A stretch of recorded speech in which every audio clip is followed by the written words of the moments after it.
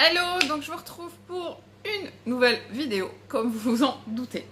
Alors, dans cette vidéo, on va pas faire de désencombrement pur. En fait, je voulais vous parler un petit peu de mon cheminement.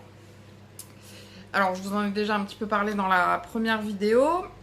Mais là, je voulais un petit peu aller plus loin, puisqu'en fait, ça fait 2-3 mois que je suis vraiment dans cette optique d'aller vers le minimalisme.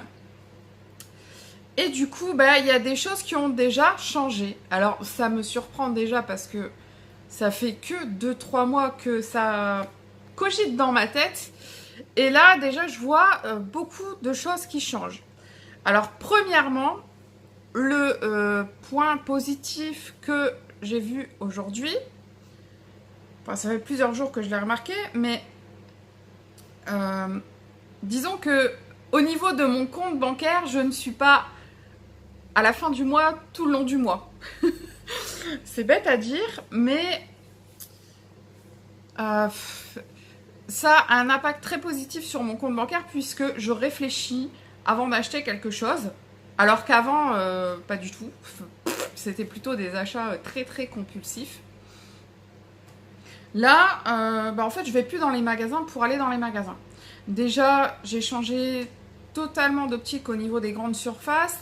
Avant, c'était je vais en magasin pour faire mes courses parce que sinon les gens n'auront plus de travail, parce que tout ça, il y avait une démarche un petit peu, voilà. En même temps, j'étais hôtesse de caisse à la base, donc il fallait que j'aille en magasin pour continuer à, comment dire, à entretenir mon métier à la base, vous voyez. Donc ça, le fait est que je ne travaille plus, donc ça a un petit peu aidé sur cette optique-là. Mais déjà, tout ce qui est, entre guillemets, grosses courses, quand j'ai vraiment des grosses courses à faire, je vais faire une commande au Drive. Je vais aller au magasin et en maximum un quart d'heure de temps, j'ai ma commande dans ma voiture et je rentre à la maison, basta. Ça, c'est quand j'ai quand même une belle commande, une belle petite commande à faire, quoi. J'achète plus non plus en énorme quantité.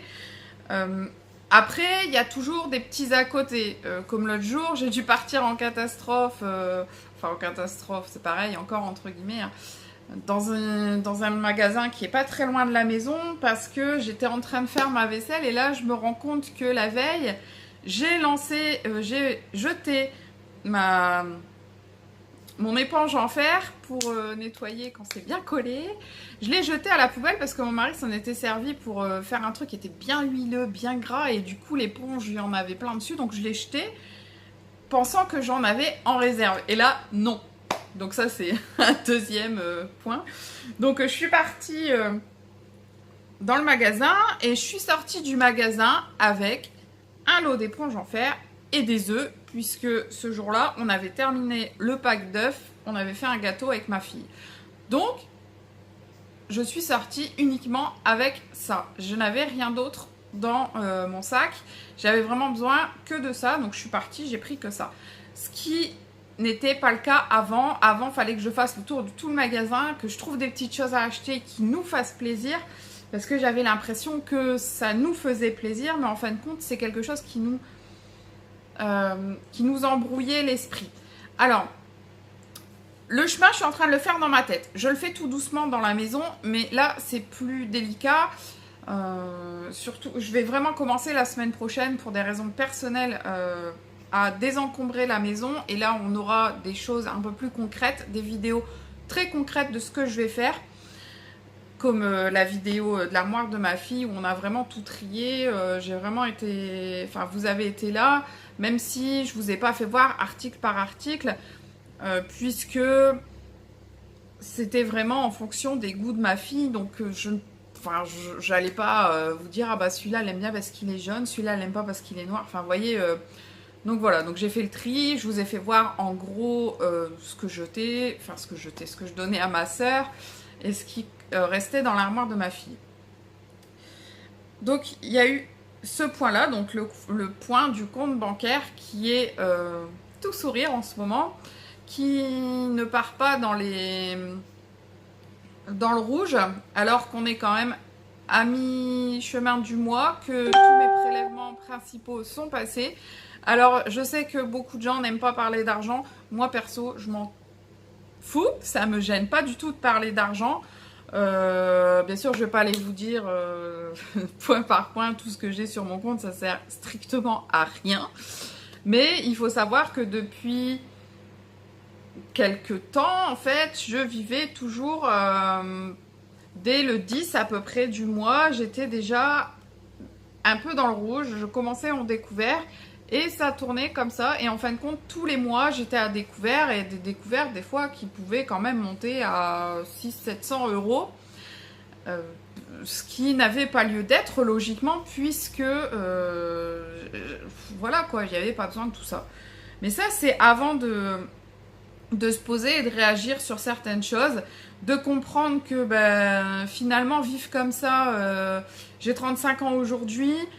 ça fait depuis que j'ai 17 ans que je vis seule, donc ça fait la moitié de ma vie que je vis comme ça, que dès que j'ai un petit peu d'argent, il faut que je le dépense parce que c'est un plaisir de dépenser son argent. Non, le plaisir, il est pas là en fait. Ça vous fait un petit plaisir sur le fait, mais après, il n'y a rien qui sort derrière, il n'y a rien qui va dans le positif derrière. Et en général, c'est des dépenses qui sont totalement futiles et inutiles. Donc voilà. Donc je me suis rendu compte déjà de ça, donc c'est vraiment le premier mois où je me rends compte que je ne cours plus dans les magasins pour tout et rien.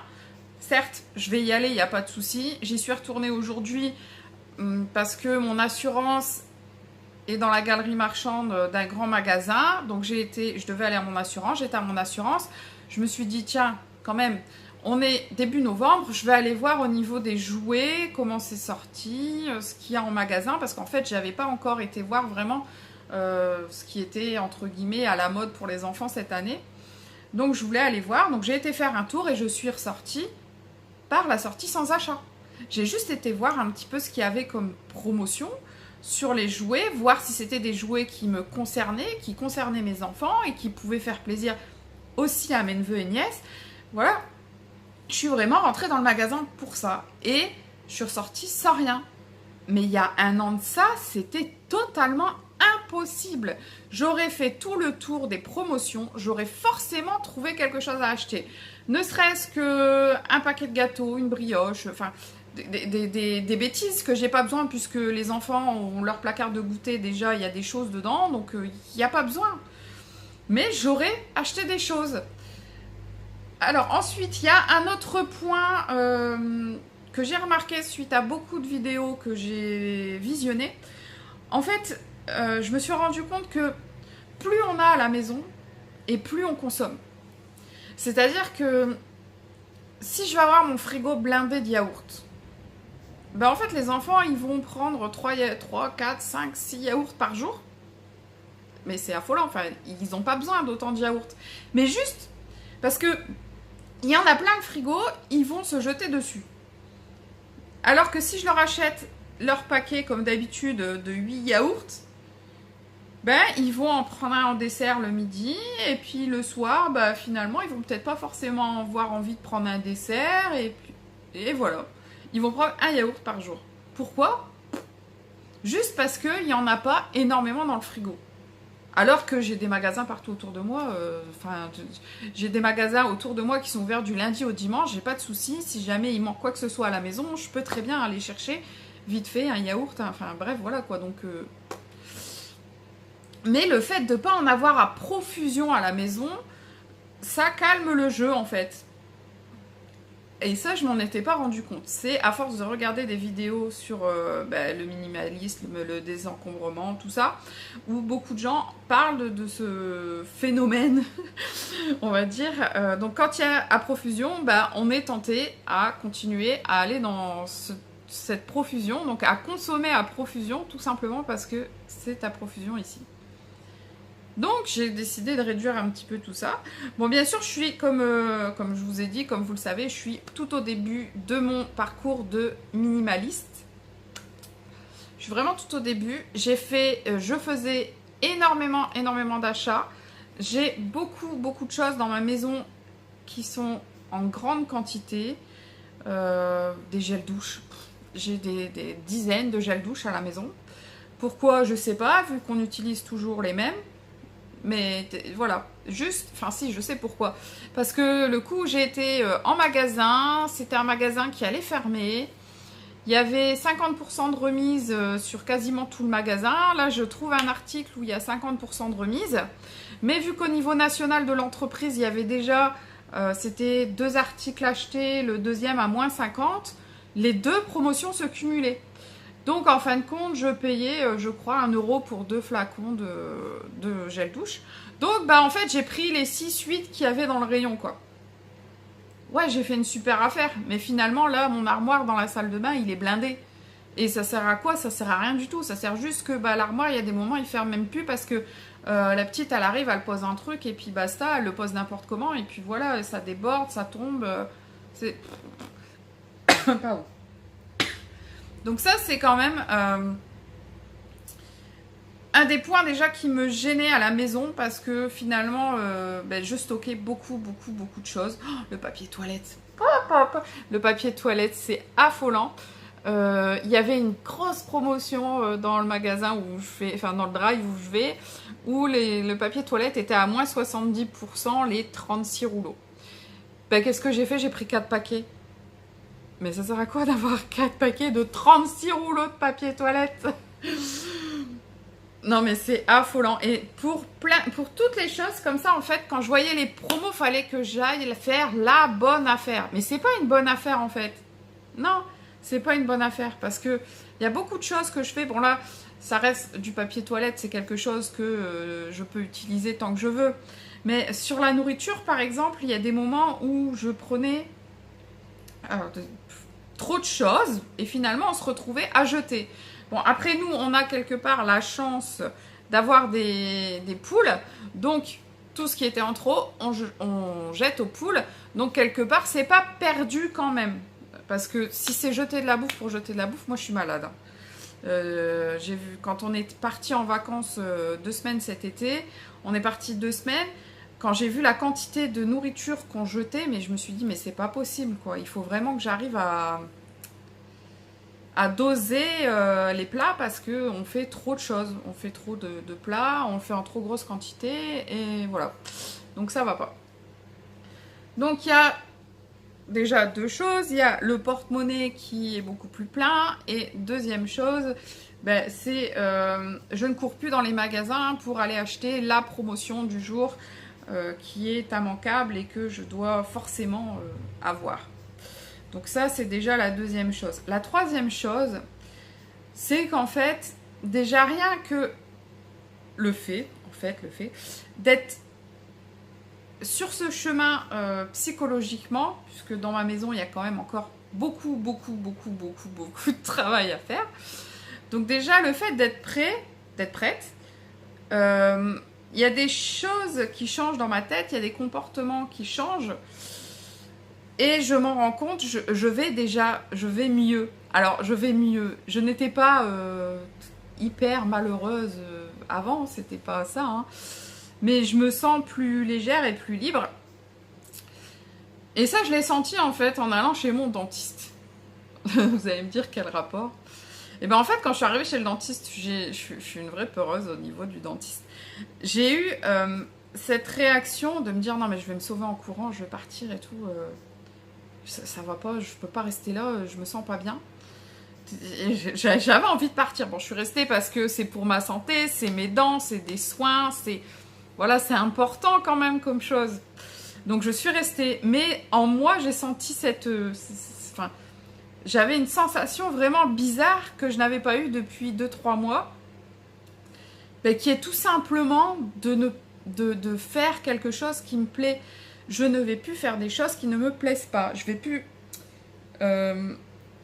m'imposer des choses qui ne seront pas forcément dans mon état d'esprit, dans mes valeurs, tout ça. Je ne m'impose plus des choses. Il n'y a qu'une petite chose là qui va arriver qui est Noël, où je vais m'imposer quand même des choses un peu pas particulières, mais dans le chemin sur lequel je suis, je commençais à me positionner en me disant que de toute façon, même Noël, J'ai pas trop envie de me casser la tête et de m'embêter à faire en grand comme d'habitude. Que du coup, cette année, bah, si dans ma famille personne n'organise, bah, on le ferait entre nous et tout ça.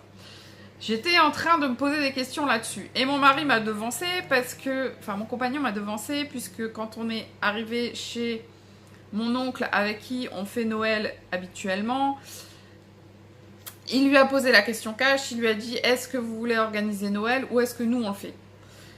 Donc j'ai pas eu de choix en fait. C'est parti comme ça. Et de toute manière, c'est mieux pour les enfants. Ma fille, elle a que 6 ans. Petite nénette, voilà quoi. Noël, c'est quand même mieux de le faire avec des enfants de son âge. Elle a des cousins, cousines qui sont d'âge avec elle. Donc c'est quand même mieux pour elle que ce soit fait en famille un petit peu plus élargie. Donc voilà. Donc ça c'est quelque chose qui va un petit peu m'être imposé, mais en même temps, je sais que c'est pour le bonheur de mes enfants. Donc c'est un pas de plus. C'est quelque chose que je peux pas dire non, quoi. Je peux pas refuser. Maintenant, j'ai bien prévenu mon oncle que cette année, moi, je ne me voyais pas me foutre la pression pour cette fête. Que si c'était un petit peu plus basique que d'habitude, que les Noëls précédents que j'ai pu organiser, qui s'inquiètent pas, et ils ont eu la réaction que j'attendais et je suis hyper contente. Ils m'ont simplement dit mais en fait on s'en fout de ce qu'on va manger, on s'en fout des cadeaux, le principal c'est de passer cette fête en famille.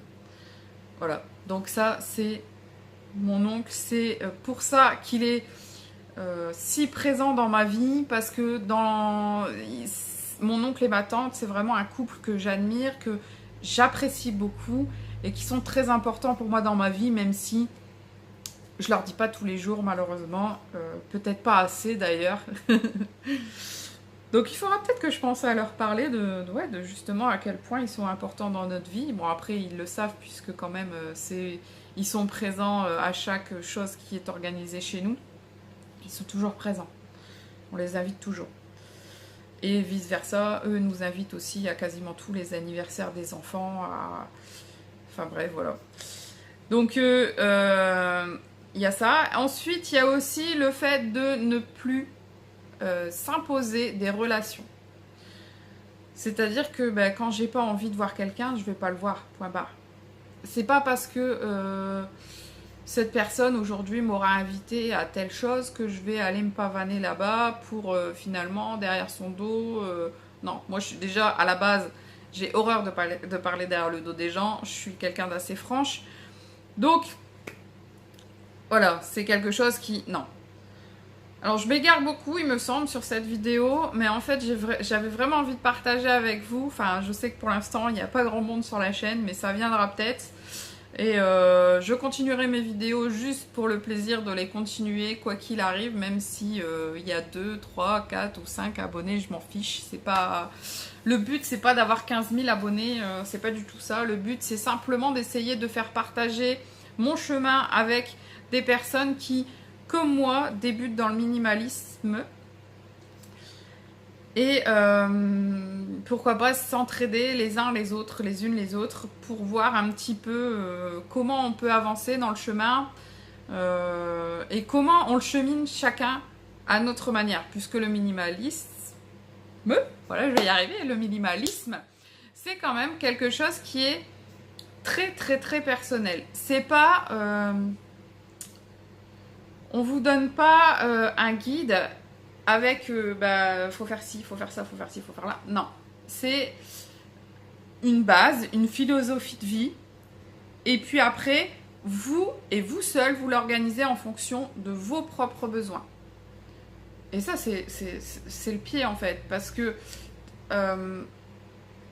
se rendre compte à 35 ans que son mode de vie finalement... mon mode de vie ne me correspondait pas. Quand même, j'ai vécu 15 ans comme ça. Enfin, plus de 15 ans. Comme ça, où tout était à profusion. Et puis, j'avais jamais l'esprit libre, en fait. Il y avait toujours quelque chose. Et c'est pareil pour d'autres choses. Par exemple, Je vais à la salle de sport 2 fois par semaine à peu près. Et je discutais l'autre jour avec une dame. Et on était sur le même truc. On disait que bah oui, à la maison, on a un vélo d'appartement. Enfin, on a enfin, moi j'ai des haltères, des petites choses comme ça. Mais à la maison, on fait pas de sport. Donc on s'est inscrite en salle de sport. Et pourquoi? Pourquoi on fait pas de sport à la maison? 2 raisons principales. Déjà, la première, c'est que quand tu es à la maison, t'arrives pas à libérer du temps en fait. T'as toujours quelque chose à faire à la maison. T'as ça à ranger, t'as ça à trier, t'as le linge à plier, t'as le linge à repasser, t'as le repas à préparer, la vaisselle à faire. Enfin, il y a toujours quelque chose à faire à la maison qui fait que tu peux pas dire, tu vas pas dire, ben, je ne peux pas me permettre de prendre 1 heure sur ce temps-là pour faire du vélo, puisque ben, sinon les enfants, quand ils vont rentrer ce midi, ils auront rien à manger, quoi. Donc c'est quand même dommage d'en arriver là, parce que finalement, voilà quoi. Enfin, après c'est pareil, enfin, moi maintenant, puisque je travaille plus, mais il y a un moment où, quand j'étais à la maison, c'était pour accomplir des tâches ménagères. Donc j'étais à la maison avec les enfants étaient là, mais finalement, ben, je profitais pas des enfants, c'était les enfants soit devant la télé ou chacun dans leur chambre. Et puis maman elle cuisinait, maman elle faisait le nettoyage, enfin je suis pas non plus Cosette, hein, c'est pas le problème, hein, j'avais aussi quelques temps pour moi et tout ça, mais en fin de soirée, je m'accordais du temps à faire mes passe-temps. Mais du coup, ben, je profitais pas de mes enfants non plus. Alors c'est ça qui fait que j'ai pété un plomb au travail et que j'ai dû arrêter mon travail. Parce que la pression du travail, la pression de la vie que je menais ne me correspondait plus, mais alors plus du tout, du tout, du tout. Alors après, je dois quand même dire une chose, c'est que j'ai un compagnon qui me soutient énormément, qui est toujours derrière moi quand je veux faire quelque chose, qui me laisse gérer comme je veux la vie à la maison, qui... Et pas qu'à la maison d'ailleurs, puisqu'il aurait très bien pu me dire non mais attends, tu dois retravailler tout de suite, il faut que tu travailles, c'est pas normal de rester à la maison, enfin voilà quoi. Et lui non, mais tant que tu as besoin, tant que tu te sens bien comme ça, ben continue. Et voilà, donc j'ai aussi un mari qui me soutient et ça joue énormément pour le bien-être personnel, parce que si votre mari, votre conjoint, votre petit ami n'est pas là pour vous soutenir, n'est pas là pour vous tout simplement, ben ça fonctionne pas. Vous pouvez pas être libre dans votre tête et puis vous sentir léger, c'est pas possible. Donc voilà. Ensuite, bah déjà dans ma tête, il y a aussi d'autres choses qui ont changé. C'est que par exemple, je ne me vois plus aller acheter de la merde, excusez-moi, en vêtements, en meubles, en matériel, enfin tout ce que vous pouvez trouver, en sac, en chaussures. Je ne veux plus acheter des choses que je sais qu'ils ne dureront pas dans le temps. Je ne veux plus acheter des choses juste parce que c'est pas cher en fait. C'est pas cher donc bah ouais ça peut servir. Non. Tu trouves que cette paire de chaussures est pas chère? Certes. Tu les aimes bien? Bah non, mais avec un jean ça peut passer. Bah non, tu l'achètes pas. Tu l'achètes pas. Tu achètes une paire de chaussures parce qu'elle te plaît. Le premier argument que tu dois prendre en compte quand tu vas acheter la moindre petite chose, la moindre barrette par exemple, le moindre petit élastique que tu mets dans les cheveux de ta fille, ou les tiens d'ailleurs, la moindre petite chose que tu vas acheter, tu dois déjà l'acheter parce que tu aimes cette chose, parce que tu trouves ça beau, parce que ça te plaît, parce que ça te correspond. Et non pas parce que c'est vraiment intéressant. Non. Si tu arrives, bien sûr, après, si toi, tu arrives, cette chaussure te plaît, il y a 50% dessus, bah, tout est bénef. Hein. Voilà, c'est mieux, c'est bien. Mais je ne me vois plus dans ma tête. Enfin, c'est comme cet été, j'avais acheté un t-shirt, un débardeur à ma fille que je trouvais vraiment super beau, alors qu'on avait payé ça 3 €, je crois, en magasin, vraiment pas cher, quoi. Je sais plus si c'était du Tex ou du Tizaya, ou enfin, je sais plus quelle marque c'était, enfin, quelle sous-marque de magasin, en fait. Hein. Et je le trouvais vraiment super, super beau. Malheureusement, elle l'a porté 2 fois. Et le tissu était tellement fin qu'il y avait déjà un trou à l'intérieur. Elle l'a porté 2 fois. Alors certes, tu l'as pas payé cher. Mais quand tu vois que ça a été porté 2 fois et qu'après tu as dû le jeter parce qu'il était craqué. Et pas parce qu'elle l'avait arraché, hein. C'est pas ça, hein. C'est vraiment le tissu qui était trop fragile. Et après 2 lavages, pouf, fini quoi. Mais ça c'est n'importe quoi. C'est n'importe quoi. Parce qu'en plus, quand c'est un t-shirt comme ça que tu vois que c'est l'usure qui fait... Enfin l'usure au bout de 2 fois c'est quand même aberrant. Mais quand tu vois que c'est l'usure qui fait que tu dois jeter l'article, tu peux pas dire de le conserver pour faire autre chose, à part peut-être un chiffon. Et encore, parce que vu comment il s'use, ça va pas durer longtemps non plus. Donc c'est des choses que tu consommes vite, qui sont vite jetées, et tu reconsommes aussi vite pour rejeter aussi vite. C'est bête, c'est bête. Alors que si tu as acheté un t-shirt de qualité qui va te durer, même là pour ma fille, vu ma fille elle est encore jeune, donc elle grandit vite, donc elle change vite de taille, mais elle va me le garder 1 an, le temps qu'elle garde sa taille, et puis au bout d'1 an, bah, il va aller à ma nièce, et puis ça va tourner, et puis voilà. Alors que là, bah non, j'ai acheté un t-shirt, j'ai dû le jeter la même saison. C'est pas normal, ça devrait pas arriver, donc voilà, je ne vais plus vers ce genre d'article.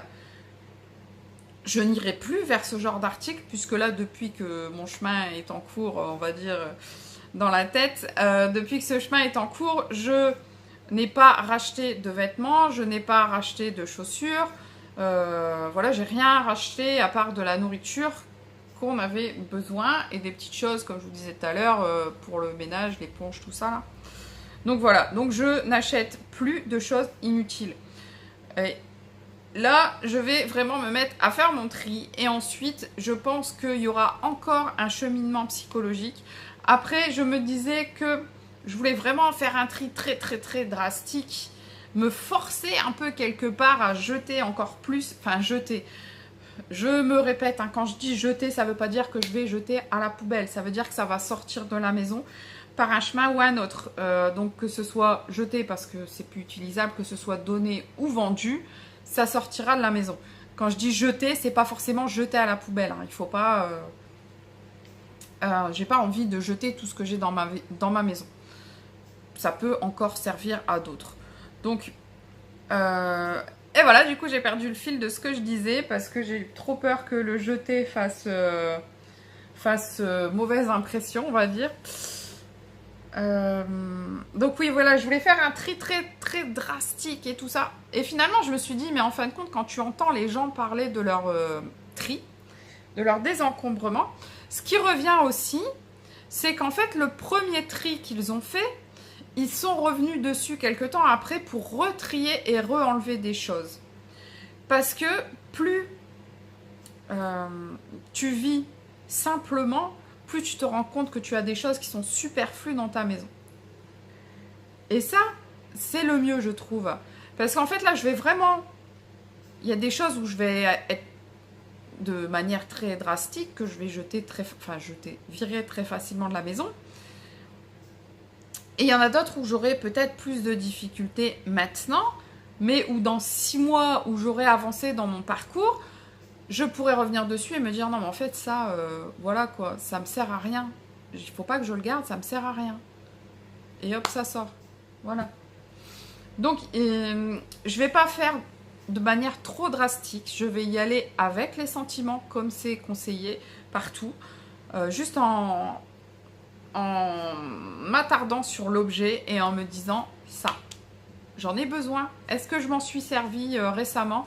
Est-ce que je m'en suis servi, voire même dans les 6 mois ou l'année qui vient de passer? Puisqu'en plus, là, on arrive en fin d'année. Donc, est-ce que je m'en suis servi depuis Noël dernier? Donc, voilà. Voilà, il y aura plein de choses comme ça que peut-être je devrais revenir dessus. Mais je vais faire mon tri en fonction de l'état du moment. Alors, par contre, autre chose, avant de repartir sur des vidéos plus vraiment axées sur le désencombrement, j'ai vu plusieurs vidéos qui disent que quand vous faites votre tri, c'est bien de mettre de la musique, de vous faire entraîner, tout ça. Pourquoi pas de faire venir quelqu'un pour vous aider à faire votre tri? Non. Quand vous faites votre tri, vous êtes seul. Vous devez être seul. Ça peut pas, à moins que vous faites le tri. Par exemple, quand je vais faire le tri de la chambre de ma fille sera avec moi pour trier ses jouets, pour trier... Enfin, voilà quoi. C'est pareil, même ses draps, elle sera avec moi pour qu'elle me dise lesquels elle préfère et lesquels on va garder. Parce que j'ai une dizaine de paires de draps, parures de draps pour ma fille.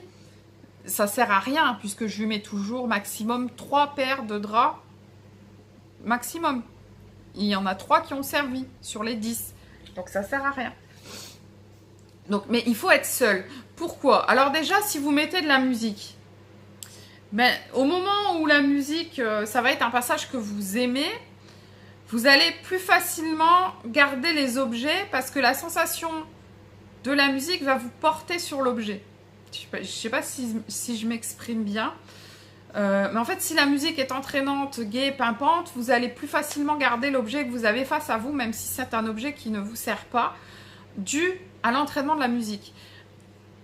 Dans le sens inverse, si vous avez mis la radio et c'est une musique triste, ben là, vous allez penser que votre objet vous rend malheureux et puis vous allez vous débarrasser de l'objet alors que finalement, c'est peut-être un objet qui vous aurait vraiment servi. Donc la musique, non. Ça, pour moi, c'est niette. D'après tout ce que j'ai pu lire, voir, entendre sur le minimalisme, ce n'est pas une bonne solution de trier en musique. Ce n'est pas non plus une bonne solution de trier accompagné, ne serait-ce que de sa sœur, sa copine, voilà, parce que ce dont vous allez parler va influencer ce que vous allez ressentir par rapport à l'objet. Vous racontez des bêtises et ben forcément vous allez être toute gaie, toute énervée, toute machin et vous allez plus facilement garder les objets. Dans le sens contraire, ben elle vient tout en rangeant et tout ça, elle vous parle et elle vous dit que dans sa famille il y a des problèmes, il y a ci, il y a là, et ben là vous allez jeter plus peut-être que ce que vous auriez dû, tout simplement. Parce que vous vous sentez pas bien à ce moment-là et que vous pensez que c'est l'objet, mais non, c'est la répercussion de la discussion qui vient se greffer sur l'objet. Donc, c'est pas une bonne solution non plus.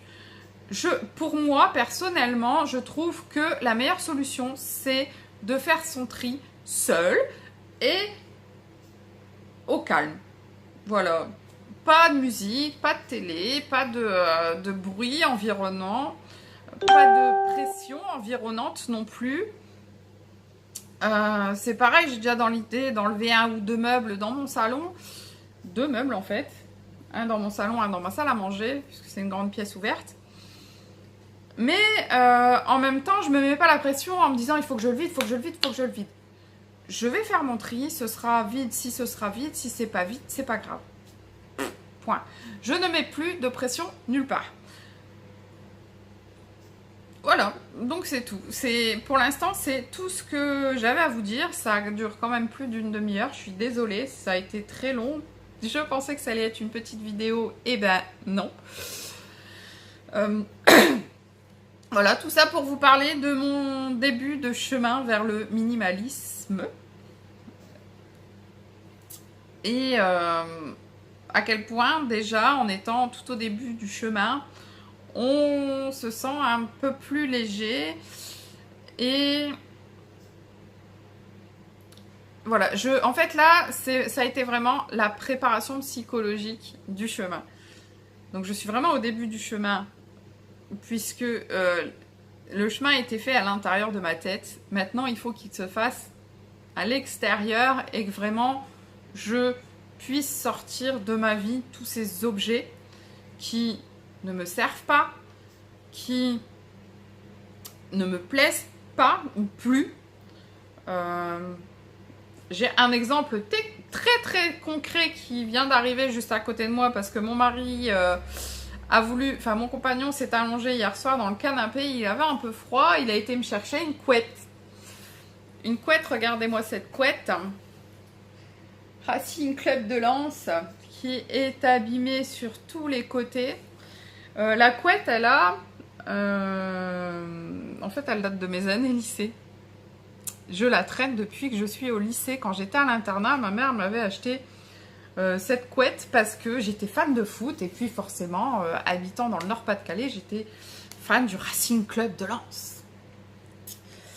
Et donc, elle m'avait acheté cette couette. Mais cette couette, à l'heure actuelle, ben, elle ne me plaît pas du tout. Elle ne me plaît plus du tout, déjà d'une. Bon, déjà à l'époque, c'était pas trop mon trip. C'était le trip de ma mère de tout faire en fonction de nos passions du moment. Elle renouvelait tout et tout ça. Mais moi, c'était pas mon trip d'avoir une couverture de l'équipe de foot que je soutenais. D'ailleurs, que ça a duré 2 ans. Et puis après, basta, c'était fini. Hein. Mais voilà, elle est là. Alors que bah, ce serait 10 fois, 15 fois, 20 fois mieux. Je me sentirais beaucoup mieux si tout simplement c'était un beau plaid, plein de moumoutes. Vous savez, les plaids vraiment, les trucs d'hiver là qu'on met sur son dos quand on a envie de boire son chocolat chaud. Je suis sûre que si c'était ce plaid qui était posé là à côté de moi sur le canapé, y aurait une sensation différente par rapport à cette couette qui m'agace depuis que je suis là. Voilà. Donc ça, c'est un exemple des choses qui, pour moi, vont sortir, mais sortir de chez moi. Voilà. Même si une couette, c'est fait pour tenir chaud, bah oui, mais, il y a un petit mais, si en plus on a un côté... cocooning, enfin voilà, si c'est joli en plus, c'est encore mieux. Il faut allier le plaisir et l'agréable. Voilà. Donc je vais vous laisser là pour cette vidéo. J'espère que ça n'a pas été trop long. J'espère que vous avez compris un peu où j'en suis dans mon cheminement et que ça vous aidera peut-être vous à vous orienter dans vos choix, dans vos perceptions du minimalisme. Et si ce n'est pas le cas, si vous avez d'autres questions, n'hésitez pas à les poser. Si je connais la réponse, je vous répondrai tout de suite. Sinon, pourquoi pas, j'irai rechercher ailleurs la réponse à votre question. Voilà, donc n'hésitez pas. Et je suis ouverte à toute discussion, toute remarque. N'hésitez pas, si vous avez une remarque sur quoi que ce soit, il n'y a pas de problème. Bien sûr, il faut qu'elle soit quand même un minimum constructif. N'est-ce pas, la remarque ? Sur mon autre chaîne où je commence à avoir pas mal de vues, j'ai eu un commentaire très t'es moche en fait. J'ai eu le truc qui sert à rien du tout. Si je ne te plais pas, ben tu ne regardes pas et puis tu passes ton chemin. Voilà, basta. Par contre, si tu me dis peut-être que tu aurais dû moins insister sur ce point-là parce que ça m'a lassé. Voilà, là, c'est plus constructif. Ou peut-être que tu aurais dû plus insister sur ce point-là parce que j'aurais aimé savoir un peu plus. Et là, je vais te répondre en détail sur le commentaire. Bah oui, bah voilà, pourquoi tel truc, machin, voilà. Voilà. Donc, je vous laisse. Je vous fais de gros bisous. Je vous dis à très bientôt, à très vite pour commencer le désencombrement de mon salon, je pense, en premier. Et d'ici là, bah, portez-vous bien. Bye bye.